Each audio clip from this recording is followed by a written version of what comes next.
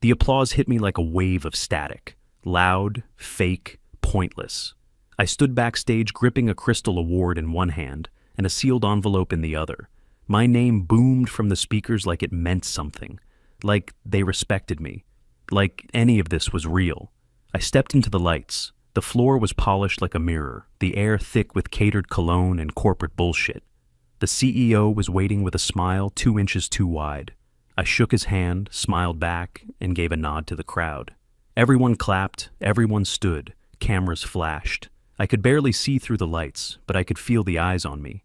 They were all here to celebrate the platform I built, the system that closed the biggest deal in company history. 800 million over 5 years. Without it, this gala wouldn't exist. Without me, none of these suits would be here in their overpriced tuxes, sipping champagne like they earned it. I held the award high for the photos. My stomach turned. Quick note, before listening, share which city or country you're watching from. The envelope was still in my left hand. Thick paper, gold seal, no label. I already knew what was inside. I'd seen the draft 3 weeks ago. Termination letter, finalized, signed by Malcolm, Vivian CC'd, dated before they even booked this ballroom. I gave the speech they expected. 2 minutes, tight, full of polite gratitude and vague hope. Innovation is the heart of progress, I said, and progress doesn't happen alone. They ate it up. A few even looked proud. None of them had a clue they were clapping for a guy they'd already fired. I smiled, I nodded. I walked off stage. Vivian met me in the wings, that perfect HR smirk locked in. Beautiful speech, she said, touching my arm like we were friends. Let's catch up Monday. I handed her the envelope without a word. She blinked. Didn't expect that. I walked right past her. They thought I didn't know, that I'd be surprised, maybe even grateful. But the truth, I'd known for weeks. I just waited for them to finish digging their own grave. And tonight, they handed me the shovel. 3 weeks earlier, I was early to a leadership sync. Not unusual for me. I liked to get in, grab the whiteboard marker before anyone else started scribbling nonsense. The conference room was on the 12th floor. Glass walls, corner view, door always closed for these kinds of meetings. I stepped out of the elevator, turned the corner, and stopped. The door wasn't shut all the way. I heard Malcolm's voice first. Calm, slow, fake casual, like he was talking about golf or lunch reservations. We'll give him the award, let him have his night, then we move forward cleanly, Vivian replied, cold. You sure the paperwork's airtight? Already signed, just needs the right timing. They didn't say my name. They didn't have to. I didn't move, didn't clear my throat, didn't push the door open. I just stood there, my back straight, my hand still on the strap of my laptop bag. My gut dropped like I'd swallowed lead. I wasn't even angry yet. I was still trying to register that I was hearing my own funeral plans from people I'd gone to war for. Vivian kept talking. We'll package it, strategic restructuring, positive spin, no drama. Good, Malcolm said. Last thing we need is him turning it into a spectacle. Like I was a problem to contain. Like I was some intern they could ghost. I backed away slowly, like someone had just pulled a gun. Walked down the hall to the end of the row, past the exposed beams and glass railing, and stared out the floor-to-ceiling window. 32 floors above downtown Raleigh. The city spread out beneath me like a circuit board. All that potential, all that glass and steel I thought I was building toward. It felt like a joke now. I didn't sit in that meeting. I didn't say a word to either of them. I just rode the elevator back down, walked across the street to the coffee shop we all used, and stared into a cup of black coffee I couldn't taste. I sat at my desk an hour later, looking out the window again, running it over and over in my head. Every time I thought about Vivian's voice, my jaw clenched. The way she said, no drama, like I was some hothead techie they needed to diffuse. I wasn't the problem. They were just too spineless to face what I'd built. That's when something flipped. I stopped defending them in my head, stopped giving them the benefit of the doubt. That day, I stopped being loyal. I started listening instead, started watching, started planning. They thought I'd nod through my last weeks and walk out like a good little engineer. But I don't forget betrayal, and I never walk out empty-handed. The next morning, I was halfway through my second cup of coffee when my cell buzzed. Direct line, no assistant. It was the CIO from Northline, our biggest client. I stepped into the stairwell to answer. Concrete walls, no ears. "We're in," he said, skipping the small talk. "But only if you lead it, personally." My brain went still for a second. $800 million over 5 years. And I wasn't just the architect. I was the condition. I didn't ask why. I knew. I was the one who pitched them. Solved the integration riddle they'd been stuck on for a year. Stayed up 2 nights straight rewriting modules until it ran clean. They didn't care about titles. They wanted results. And I was the only one delivering. I hung up. Walked straight to Malcolm's office. His door was open. It usually wasn't. Vivian was already in the chair beside him, tablet in hand, fake smiling like always. I didn't sit. "Northline's in?" They both perked up. "But only if I lead it. Full platform build, 5-year scope." Malcolm blinked. "They said that?" "Word for word. I'm non-negotiable." Vivian tilted her head like a curious cat. "And they put that in writing?" I dropped the email on his desk. "They will." Malcolm rubbed his chin like he was pretending to think. "That's a major ask. Operationally, no," I cut in. "This isn't an ask. This is the deal. I lead it. I pick the team. I get full access to the current stack and deployment timelines. If not, they walk."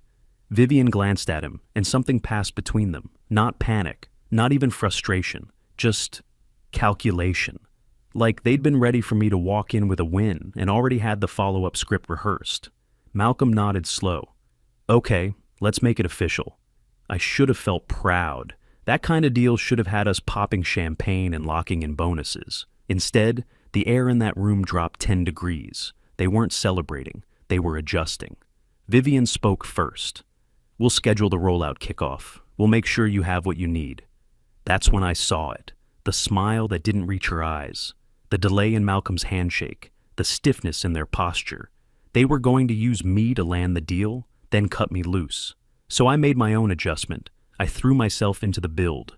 Spent 14-hour days assembling the tech stack, mapping out the long-term architecture, managing 2 dev teams across time zones. I gave them everything they wanted: speed, stability, innovation. But I didn't stop there. After hours, I started something else. I pulled an old laptop from storage, one not linked to company credentials, not logged into their VPN.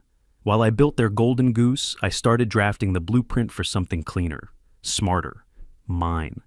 I didn't tell anyone, not even David. And back then, I still thought he had my back. Vivian kept swinging by my desk with check-ins. Malcolm started CCing me on fewer emails. They were waiting for the rollout to hit a milestone, and then they'd pull the trigger. They thought I didn't know, but I'd already started digging my exit tunnel, and I wasn't leaving empty-handed. I worked late that night, lights off, blinds shut, just the glow of my monitor and the hum of a city that never looked back. At midnight, I pulled the drawer open and slid the old laptop out. Black, unmarked, no asset tag.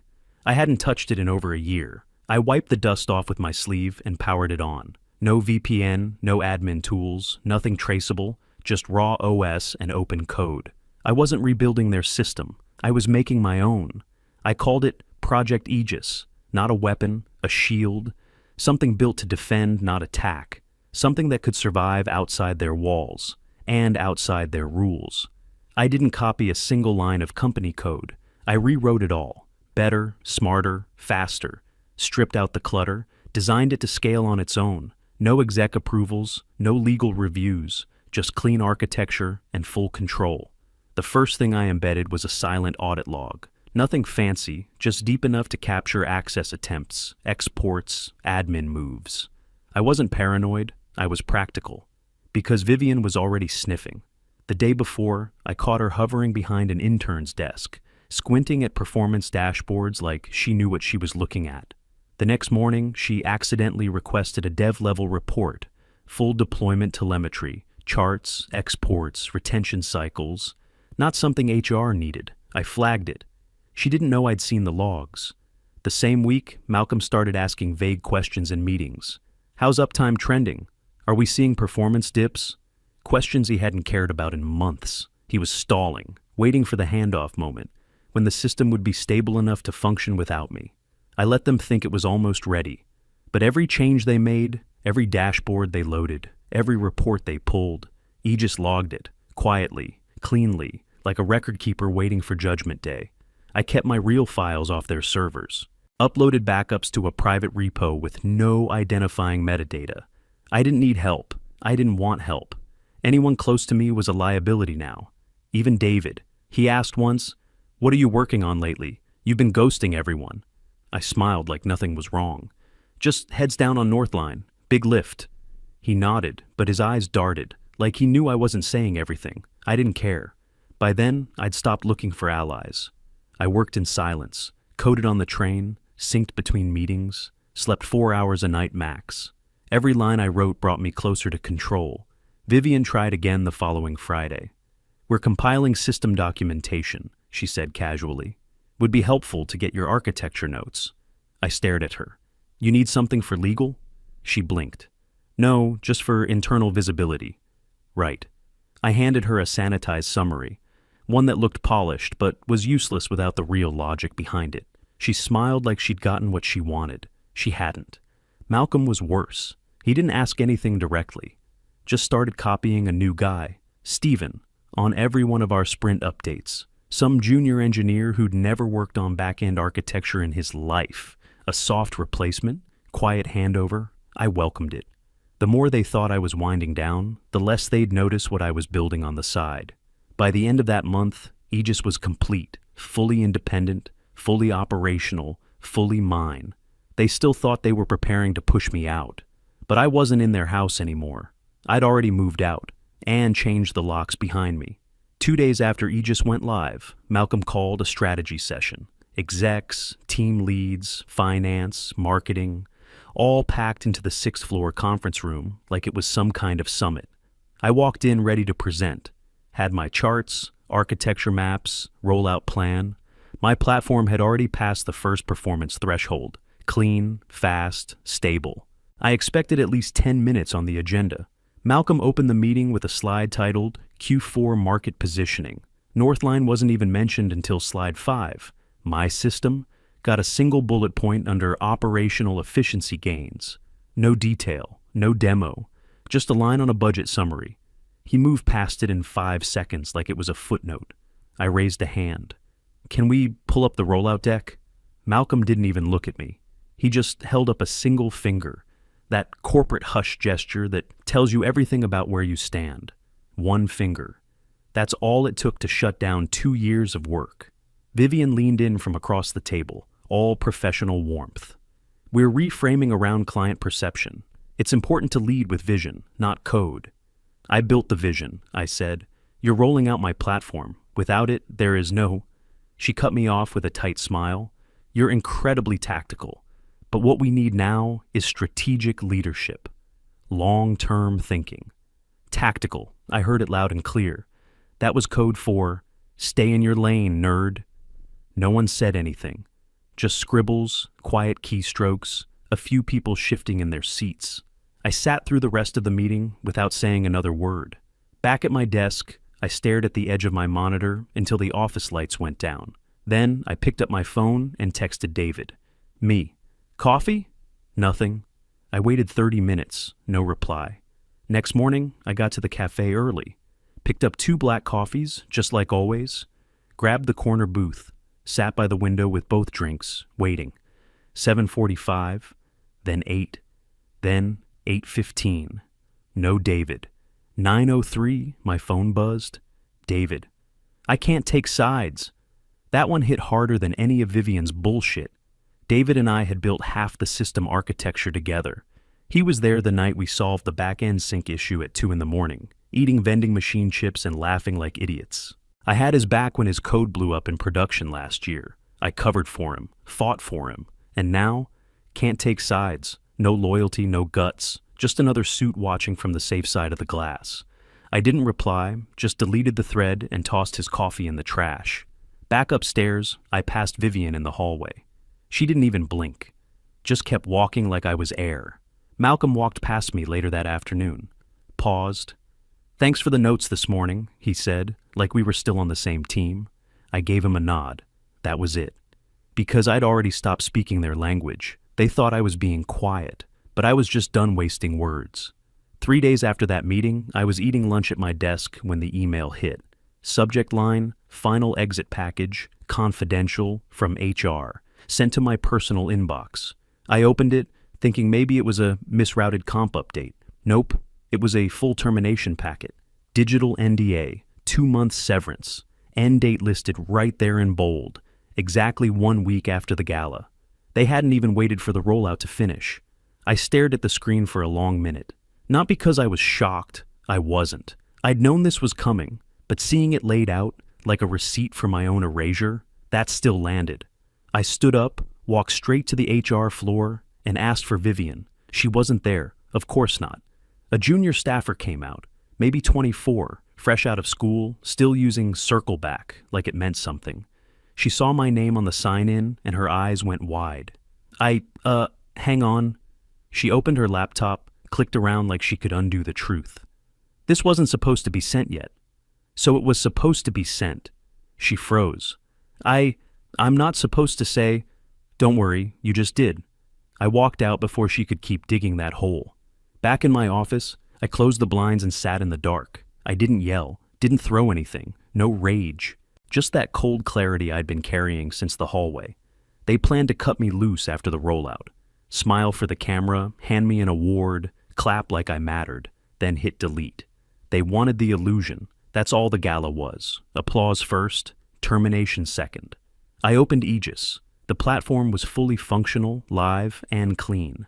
But I'd left one piece untouched, the core logic, the part that defined ownership, the deep structure that determined who held control when the system deployed externally. I rewrote it that night, line by line, clause by clause. From that moment forward, Elixis didn't own anything I'd built. Not legally, not structurally, not digitally. See, Elixis thought they had everything. They thought they'd smile, shake my hand, boot me out, and keep printing money off my work. But they never read the code. They didn't know the license module tied to independent oversight. They didn't know the fail-safe activation built into the deployment chain. They didn't even know the client contract linked to my credentials through a silent verification hook. They just clapped and nodded and ignored every technical email I sent them in the last 2 weeks. That night, I backed up the entire platform, encrypted it, and stored it outside their reach. Then, I cleaned my personal files off their servers, bit by bit. No big deletions. Just slow, steady evaporation. The next morning, Vivian passed me in the break room and said, "Big week coming up." I smiled. Huge. They still thought I was playing along, but by then, I wasn't even in the same game. Later that same afternoon, I opened the contract binder, Northline's Master Services Agreement, all 73 pages of legal ego and corporate fluff. Buried right there in the middle, quiet and technical, was Clause 17B. Deployment license and third-party system access contingent upon continued oversight from original lead systems architect. That was me. No name, just a title. But everyone in that room knew who architected the platform. Malcolm had skimmed it during the call. Vivian had flagged the fees, not the structure. They were too busy grinning at the dollar signs to read the details. And that clause? That was the lock. I drafted a soft email to the client's CIO. Not dramatic, not desperate. Just a friendly reminder about the original license terms and deployment requirements. Specifically Clause 17B, RE, Ongoing Systems Oversight. He replied in 6 minutes. Crystal clear, we want you leading, no exceptions. I stared at that reply for a full minute, then archived it. I didn't forward it, didn't flag it, didn't mention it in any status updates. I didn't need to. They thought they controlled the deal. They didn't even own the key. That night, I sat in my apartment with Aegis on one screen and the final deployment version of the Elixis platform on another, side by side, mirror images. Except one had holes, the other had steel. I updated my copy, synced everything, no bugs, no flags. I was careful, not because I was afraid, but because I was exact. The platform they were about to launch was technically operational, but the minute they triggered the license handover without me at the helm, the system would flag it, and the failsafe would engage. Not a meltdown, not sabotage, just a clean, factual, documented record of violations, sent to the 3 parties who mattered, the SEC, Northline's compliance team, and a journalist I trusted. I didn't build it to destroy, I built it to protect, because they weren't going to erase me and walk away clean. The The detonation didn't need noise. It needed timing. I started clearing my personal calendar, deleted photos from my desk, exported my contacts. Malcolm called a prep meeting that Friday, asked everyone to bring your A game for next week. Vivian winked at me like we were still playing dress up. You ready for your big night? I smiled. Always. That weekend, I scrubbed my version again, checked for gaps, ran the license cascade 3 times, flawless. No one could claim ignorance, not anymore.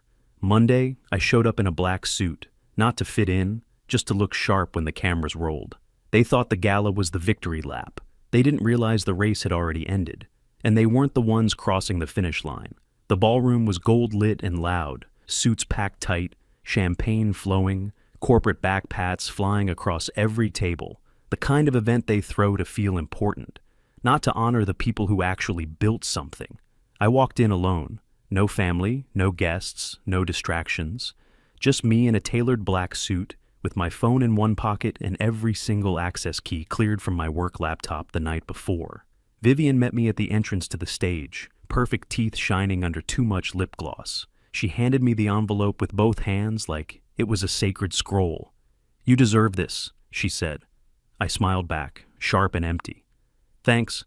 My name hit the speaker system right on cue. Applause followed, already half standing before I reached the steps. Cameras ready, lights hot. The CEO extended the award, crystal polished to death, and shook my hand with the same grip he probably used to sign my termination. I took the mic. I held the crowd for a second, then said exactly what they expected. Innovation isn't just invention, it's foresight, and knowing when to let go. Polite laughter, big applause. A few people even stood again. The cameras flashed like lightning across the front row. I nodded once and walked off stage. The applause kept going a few seconds too long. Vivian clapped like it was a performance she helped direct. Malcolm stood stiffly, not clapping, just watching. Maybe he knew. Maybe he didn't. But it didn't matter. By the time I reached the hallway, the shell swap was already complete. Elixis was no longer running my system. It was running a copy, hollow, half-wired, barely held together. All back-end connections were rerouted through Aegis. The real platform lived elsewhere, owned by me. The trigger was in motion. They thought I was still smiling because I'd accepted my place. But the truth was simpler. I didn't need the stage. I just needed the moment they thought they'd won. At 10:07 the next morning, the failsafe tripped. I was at home, still in sweats, sitting on the couch with my laptop open and a mug of black coffee gone cold beside me. No calendar invites, no morning stand-up. I was already scrubbed from the system. The Aegis dashboard lit up in real time. Unauthorized access detected. License agreement breach logged. Clause 17B violation confirmed. They'd tried to copy the platform. Full clone attempt, including back-end workflows and system keys. Probably figured I was out of the building, so it was safe to move the engine off my rails.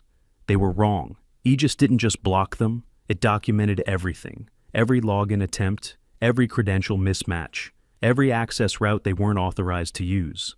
It compiled the entire incident into a single, time-stamped, cross-referenced report. No emotion, just facts. The second it finished, it launched the cascade. Email 1, SEC enforcement tip line, full package attached. Email 2, Northline's compliance lead, subject, contract violation and licensing breach. Email 3, a journalist I knew from my college days, who'd covered tech fraud with a baseball bat, not a pen. By 11:30, my phone buzzed, the journalist. Just got it, cross-checking, this is big. At 12:02, Northline's legal team pulled the plug. At 12:47, the CIO called Malcolm. No pleasantries, just 3 words. This deal's dead. By 1 p.m., Elixis stock started to bleed. At 1:42, the board filed an internal investigation. At 3:18, someone inside posted the first leak on a startup gossip forum. Elixis fumbled an 8-figure platform, breach, exec names incoming. By 5:20, the stock had dropped 39%. Trading froze twice.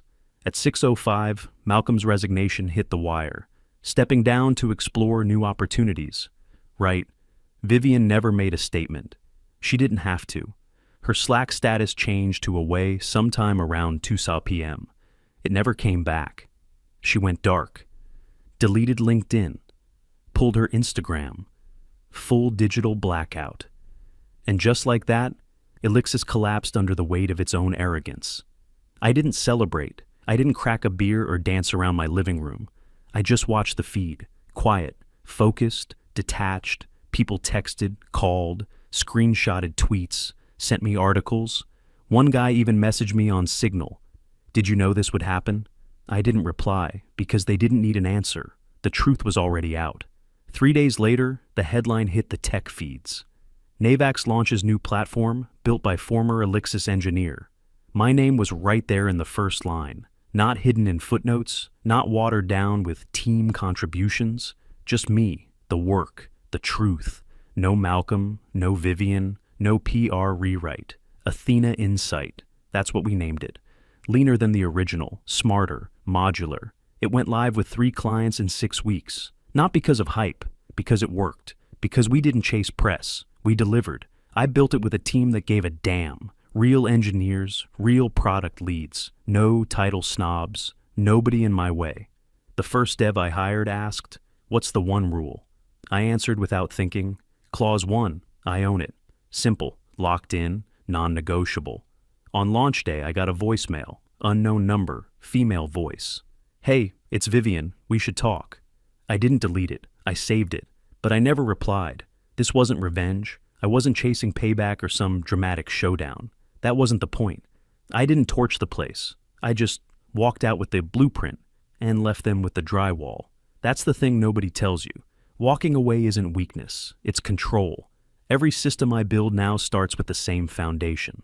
Not just security, not just efficiency, ownership. Because the strongest move I ever made wasn't staying to fight. It was making damn sure they couldn't follow.